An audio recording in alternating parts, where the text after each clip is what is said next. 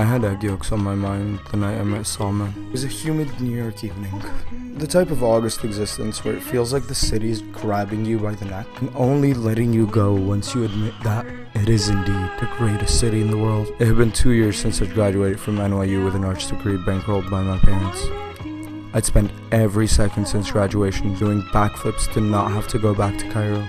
It wasn't that I disliked Cairo, I really didn't, but once I'd settled somewhere, the thought of getting up and going somewhere else was too much to fathom, and so I stayed in New York, reveling in the sludge and painting fingerprints on subway poles. None of this was on my mind that night, however. All I could think about was an egg yolk nestled in the warm caress of its whites. Elsewhere in the world, my mother was pouring salt into a pot of boiling water. After work, I took the 4 train to Bowling Green Park with grand plans of lying on a bench and staring at the sky. I'd done the same thing the previous day, and the one before. By the time I got to the park, I had worked my way outward from the yolk onto the egg white. Or so I think. Perhaps I was not thinking of eggs at all, but an egg appears so prominently in my mind each time I revisit that night. I laid on a park bench, chewing my thoughts. How did the egg white know to hold its yolk so gently? And why did humans feel the need to build buildings so tall? Elsewhere in the world, my mother was washing lentils. Cairo is a place that inhabits me. Although I now lived in New York, my brain was always stuck in an 11 p.m. Cairo traffic jam. I'd grown up in Garden City, a downtown, tree-lined neighborhood with dusty rows, and a congregation of embassies. My building consists mainly of retirees, so I learned football playing against the guards at the embassies with British, Canadian, and American flags flying overhead. In my New York days, my primary interface with my hometown was through my weekly phone calls with my parents.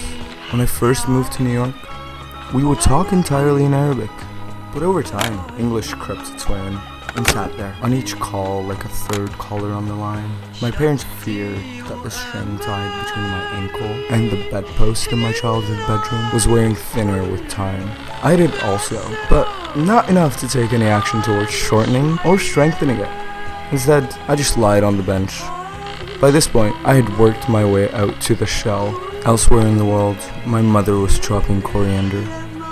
I sat up for a second, and when I glanced at her, I knew the strings on our ankles led to the same place.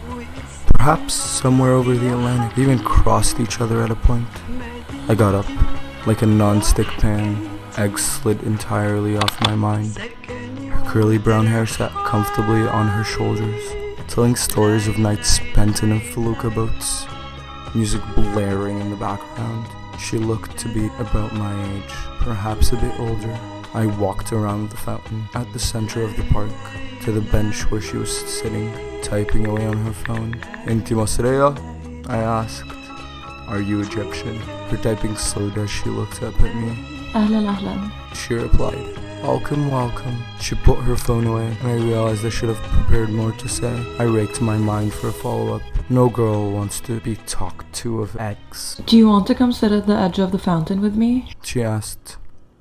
Elsewhere in the world, my mother was sauteing an onion and trying to count all the non-onion induced cries she's had in her life.